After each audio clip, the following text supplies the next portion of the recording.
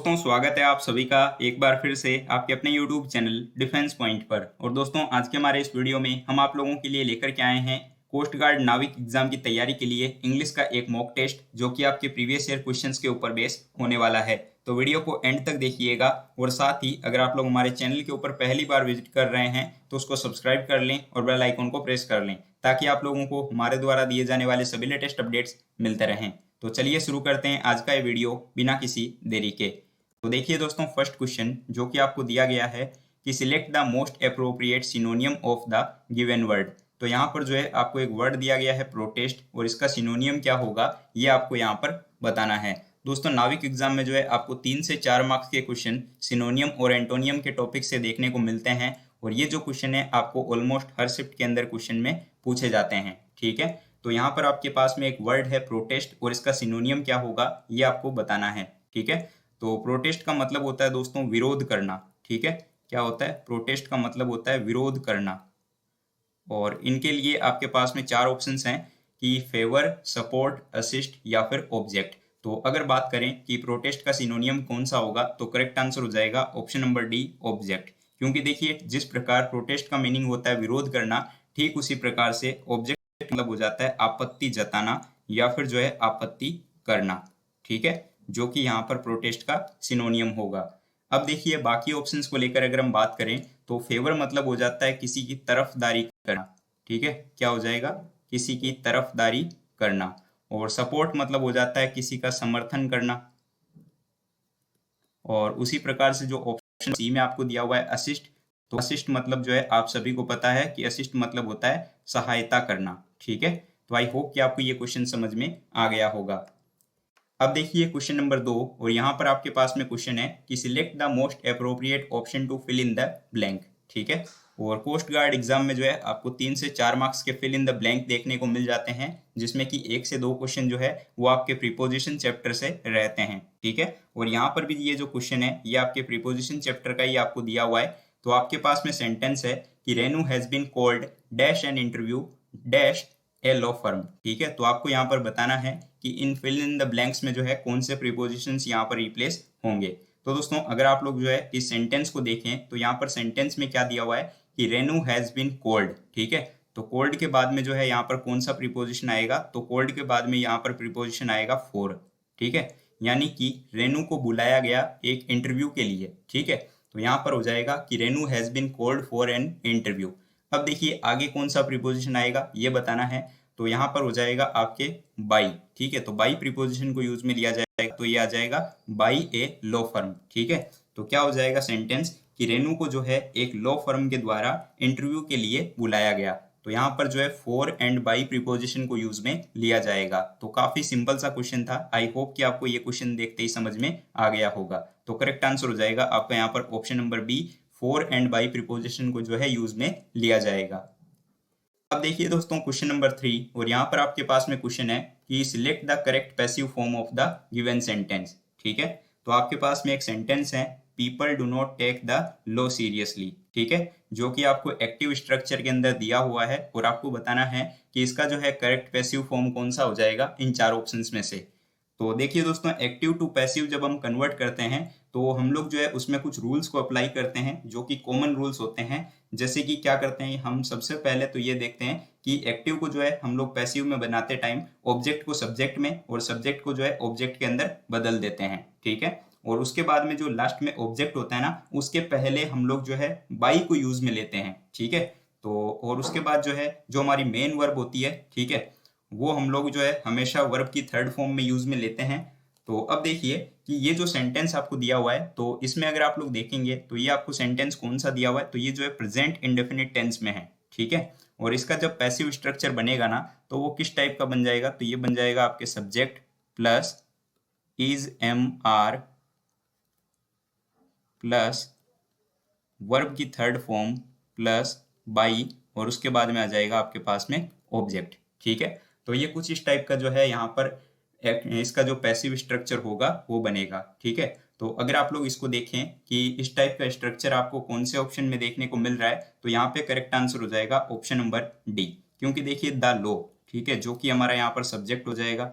ठीक है, उसके बाद में हमारे पास में हेल्पिंग वर्ब इज आ जाएगी और उसके बाद देखिए यहाँ पे वर्ब की थर्ड फॉर्म को यूज में लिया गया है, और यहाँ पे बाई भी आया है, और पीपल जो कि हमारा यहाँ पर ऑब्जेक्ट हो जाएगा। ठीक है, तो आई होप कि ये क्वेश्चन जो है आपको समझ में आया होगा। अब देखिए क्वेश्चन नंबर 4, और यहाँ पर आपके पास में क्वेश्चन है कि select the most appropriate antonym of the given word, और यहाँ पर आपके पास में वर्ड है टेंडर।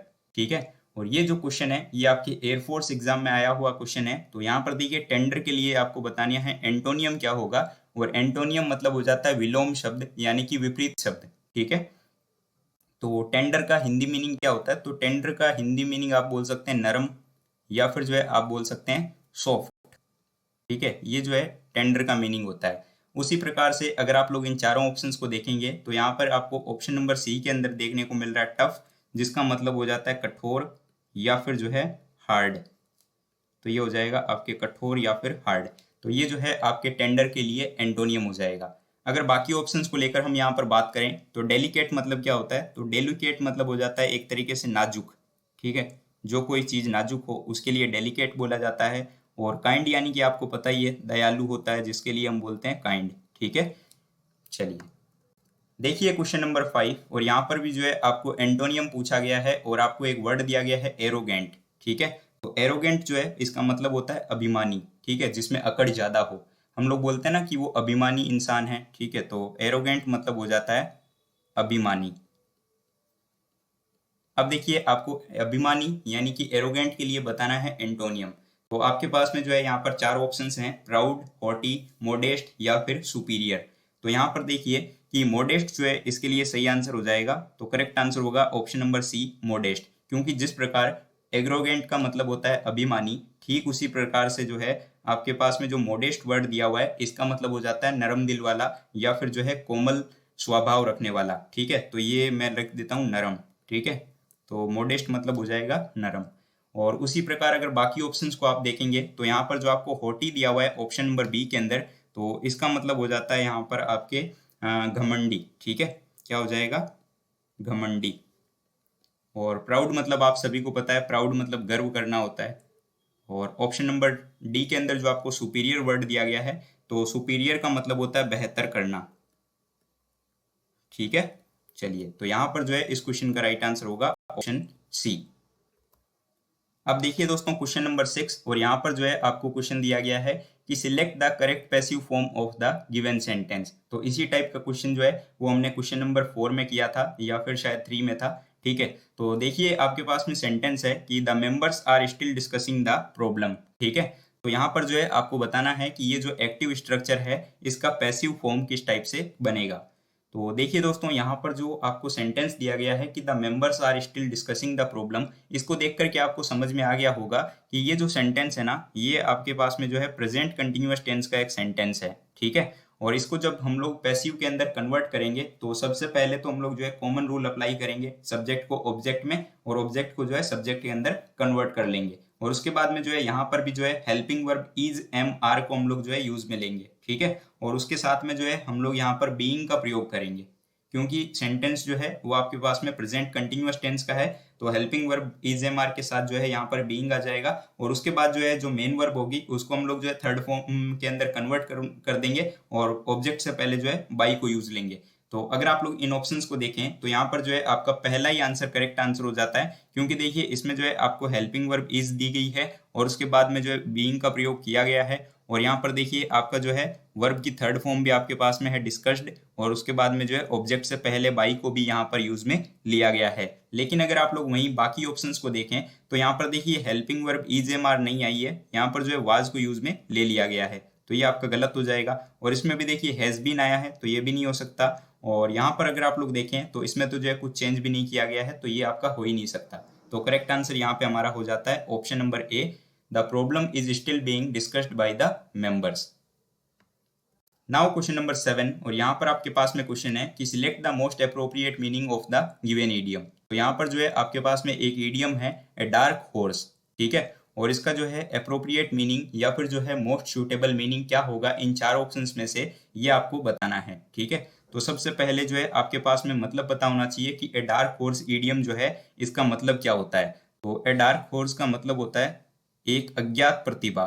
ठीक है, क्या होता है, एक अज्ञात प्रतिभा, यानी कि ऐसा टैलेंट या फिर जो है ऐसा जीनियस जिसके बारे में हमें पता ना हो। तो देखिए 4 ऑप्शंस हैं कि a well kept secret, an unknown genius, a horse of a fine breed या फिर एन एक्सपेक्टेड आउटकम।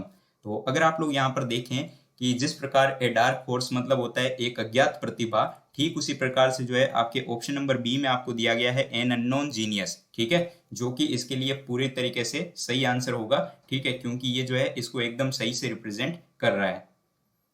अब देखिए क्वेश्चन नंबर 8 और यहाँ पर आपके पास में क्वेश्चन है कि select the most appropriate option to fill in the blank, ठीक है। तो आपके पास में सेंटेंस है कि this fabric is dash too cheaper than other fabrics, ठीक है। तो यहाँ पर देखिए ऑप्शन है आपके पास में as good as, more good, as good या फिर सो गुड एज, ठीक है। तो इस सेंटेंस में जो है आपके फिल इन द ब्लैंक में एज गुड एज को यूज में लिया जाएगा, जो कि आपको ऑप्शन नंबर ए में दिया हुआ है। और बाकी ऑप्शंस में अगर आप लोग देखेंगे ना तो इनमें जो है आपके ग्रामर गलत है, ठीक है, क्योंकि बाकी ऑप्शंस को लेकर अगर हम बात करें तो ऑप्शन नंबर बी में आपको दिया हुआ है मोर गुड, ठीक है। और मोर गुड अगर हम यूज करेंगे तो देखिए क्या हो जाएगा कि कंपैरेटिव और पॉजिटिव डिग्री जो है वो तो एक साथ आ नहीं सकते, तो इसीलिए जो है यहाँ पर मोर गुड आएगा नहीं। ऑप्शन सी में अगर हम देखें तो यहाँ पर एज गुड दिया हुआ है, तो एज गुड भी नहीं आएगा क्योंकि एज जो है वो पॉजिटिव डिग्री के अंदर यूज में होता है। और ऑप्शन नंबर डी को अगर आप लोग देखेंगे तो इसमें जो है आपको सो गुड एज दिया हुआ है, ठीक है। तो सो गुड एज जो है ना ये नेगेटिव सेंटेंस में सही नहीं माना जाता, तो इसीलिए जो है ये तीनों ऑप्शन हट जाएंगे और यहाँ पर आपका राइट आंसर हो जाएगा option number A as good as, ठीक है। तो फिर सेंटेंस क्या हो जाएगा कि this fabric is as good as too cheaper than other fabrics, ठीक है। तो आई होप कि आपको ये बात समझ में आई होगी। अब देखिए क्वेश्चन नंबर 9 और यहाँ पर आपको क्वेश्चन दिया गया है कि select the option which is the most appropriate one word substitution for the given group of words, ठीक है। तो आपको जो है वन वर्ड सब्स्टिट्यूशन का एक क्वेश्चन देखने को मिलता है दोस्तों नाविक एग्जाम में, और यहाँ पर जो है आपके पास में जो सेंटेंस है वो है आपके पास में a place where weapons and ammunition are stored, ठीक है, यानी कि जहां पर औजार और गोला बारूद वगैरह रखा जाता है उस जगह को क्या कहा जाता है। दोस्तों काफी इंपॉर्टेंट क्वेश्चन है, प्लस आपके एयरफोर्स ने और कोस्ट गार्ड एग्जाम में जो है रिपीटेड क्वेश्चन है, यानी कि बार बार ये क्वेश्चन आते रहता है। तो देखिए अगर ऑप्शंस को लेकर के बात करें तो यहाँ पर आपके पास में 4 ऑप्शंस हैं, गोडाउन, म्यूजियम, एरेशनल या फिर हैंगर, ठीक है। तो यहाँ पर आपके पास में जो है सही आंसर हो जाएगा ऑप्शन नंबर सी एरेशनल, ठीक है, क्योंकि एरेशनल का मतलब होता है शस्त्रागार, शस्त्रागार जहां पर जो है हथियार और गोला बारूद वगैरह को रखा जाता हो। और जैसा कि आपको सेंटेंस में दिया हुआ है कि a place where weapons and ammunition are stored is called arsenal, ठीक है, जिसका मतलब होता है शस्त्रागार। बाकी ऑप्शंस को लेकर बात करें तो गोडाउन का मतलब आप सभी को पता है, गोडाउन का मतलब हो जाता है गोदाम, ठीक है। म्यूजियम का मतलब होता है अजायब घर, और उसी प्रकार से ऑप्शन डी में जो आपको वर्ड दिया गया है हैंगर, तो हैंगर कौन सी जगह पर होती है, तो हैंगर जो है विमान घर को बोला जाता है जहां पर जो है आपके लड़ाकू विमान को रखा जाता हो, ठीक है, तो उसको जो है विमान घर बोला जाता है। दोस्तों मैं यहाँ पर जो है इनका मीनिंग इसीलिए लिख रहा हूँ ताकि आप लोग जो है अपने नोट्स को जो है अच्छे तरीके से बना पाएं, तो आप लोग जो है इनको नोट जरूर से कर लीजिएगा। अब चलिए बढ़ते हैं नेक्स्ट क्वेश्चन में। और अब देखिए क्वेश्चन नंबर 10 और यहाँ पर जो है आपके पास में क्वेश्चन है कि select the most appropriate meaning of the given idiom. तो यहाँ पर जो आपको ईडियम दिया हुआ है to make castle in the air, ठीक है, और इसका जो है मीनिंग क्या होगा, अप्रोप्रिएट मीनिंग या फिर जो है मोस्ट सुटेबल मीनिंग वो आपको बताना है, ठीक है।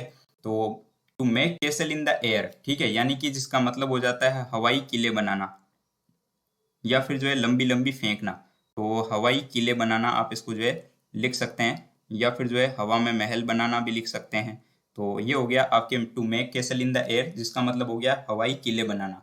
अब अगर आप लोग इन ऑप्शंस को देखें तो यहाँ पर इन ऑप्शंस में से करेक्ट आंसर हो जाएगा option number C, to create impossible dreams और होप, ठीक है, यानी कि इसका मतलब हो गया एक तरीके से असंभव कार्य करना, ठीक है, जो कि आपको ऑप्शन सी में दिया हुआ है कि टू क्रिएट इम्पॉसिबल ड्रीम्स और होप, जिसका मतलब हो गया एक तरीके से हवा में महल बनाना, ठीक है।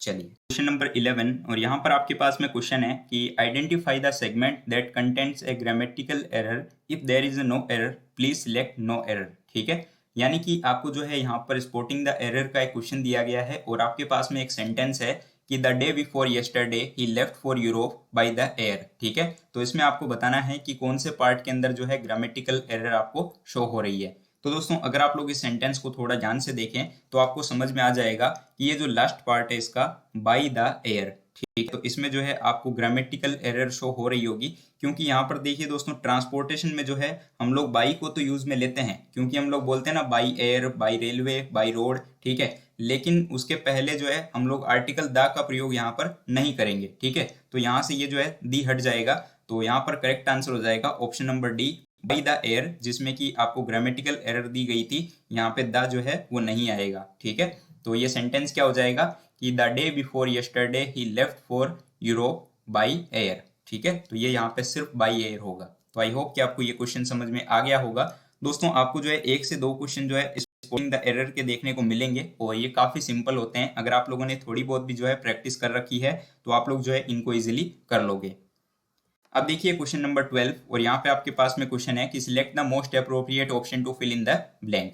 तो यहाँ पे आपके पास में सेंटेंस है कि it was the dash sight I had ever seen when the sky become aglow with green lights at midnight. ठीक है, तो आपके पास में 4 ऑप्शंस हैं, most extraordinary, extraordinary, more extraordinary या फिर एज एक्स्ट्राऑर्डिनरी। ठीक है, तो यहाँ पर दोस्तों आपका सही जवाब हो जाएगा option number A, most extraordinary. ठीक है, तो यहाँ पर क्या आएगा, मोस्ट एक्स्ट्राऑर्डिनरी आ जाएगा फिल इन द ब्लैंक की जगह पर, क्योंकि देखिए फिल इन द ब्लैंक के पहले जो है आर्टिकल दी को प्रयोग में यहाँ पर लिया गया है। ठीक है, और रूल्स के अकॉर्डिंग क्या होता है कि सुपरलेटिव डिग्री के पहले जो है आर्टिकल द का प्रयोग किया जाता है, तो इसीलिए जो है यहाँ पर हम लोग सुपरलेटिव डिग्री से पहले आर्टिकल द का प्रयोग किया जाता है। तो यहाँ पर हम लोग सिलेक्ट करेंगे option number A, most extraordinary. तो फिर हमारा सेंटेंस हो जाएगा कि it was the most extraordinary sight I had ever seen when the sky become aglow with green lights at midnight. ठीक है, तो correct answer will be option A. अब देखिए क्वेश्चन नंबर 13, और यहाँ पर जो है आपके पास में क्वेश्चन है कि select the most appropriate option to fill in the blank. तो आपके पास में एक सेंटेंस है, the cattle dash in the field since morning. तो देखिए अगर सेंटेंस आप समझ पा रहे हैं तो आपको पता चल गया होगा कि ये जो है आपके प्रेजेंट परफेक्ट कंटिन्यूअस टेंस में है। तो रूल्स के अकॉर्डिंग क्या होता है कि subject plus has have plus verb की फर्स्ट फॉर्म और उसके साथ जो है आईएनजी और ऑब्जेक्ट आता है। ठीक है, तो सॉरी बीन भी आएगा। ठीक है, यानी कि ये हो जाएगा आपके subject plus has have plus been plus verb की फर्स्ट फॉर्म और उसके साथ आईएनजी और ऑब्जेक्ट। तो उसी प्रकार से आप लोग देख पा रहे हैं ऑप्शन नंबर बी के अंदर दिया हुआ है कि हैव बीन ग्रेजिंग। ठीक है, तो ये हो जाएगा आपके the cattle have been grazing in the field since morning. ठीक है, तो right answer will be option B. अब देखिए क्वेश्चन नंबर 14, और यहाँ पर जो है आपको फिर से स्पॉटिंग द एरर का एक क्वेश्चन दिया गया है, और आपको बताना है कि ये जो सेंटेंस है नीचे कि the cost of fruits and vegetable have been risen abnormally this month. ठीक है, तो इसमें जो है कौन से पार्ट में एरर है ये आपको बताना है। ठीक है, तो अगर आप लोग इसका पहला पार्ट देखें, हैव राइजन, ठीक है, इसमें जो है आपको गलती देखने को मिल रही है, जैसा कि आपको ऑप्शन नंबर ए में दिया गया है। ठीक है, तो यहाँ पे क्या हुआ है, तो देखिए यहाँ पर हैव नहीं आएगा दोस्तों, यहाँ पर जो है हम लोग हैज को प्रयोग में लेंगे, क्योंकि क्या होता है कि जब भी 2 सब्जेक्ट जो है वो ऑफ के द्वारा जुड़े हुए हो। ठीक है, तो जब भी कोई 2 सब्जेक्ट जो है वो ऑफ के द्वारा जुड़े हुए हो ना, तो जो वर्ब होती है वो ऑफ से पहले जो आपके सब्जेक्ट हो, ठीक है, चाहे सिंगुलर हो या प्लूरल, उसके अकॉर्डिंग आती है। ठीक है, और क्योंकि सेंटेंस में ऑफ से पहले जो आपके सब्जेक्ट है द कोस्ट, ठीक है, तो द कोस्ट जो कि आपके सिंगुलर सब्जेक्ट है, तो इसके अकॉर्डिंग जो वर्ब आएगी ना वो भी आपके सिंगुलर होगी, तो यहाँ पे हैव नहीं आएगा, यहाँ पर हैज आएगा। ठीक है, तो राइट आंसर हो जाएगा आपका यहाँ पर ऑप्शन नंबर ए, जिसमें कि आपके हैव राइजन में गलती है, क्योंकि यहाँ पर हैव नहीं हैज आएगा। अब देखिए क्वेश्चन नंबर 15, जो कि आज के इस वीडियो का लास्ट क्वेश्चन होने वाला है, और आपके लिए क्वेश्चन है कि select the most appropriate meaning of the given idiom.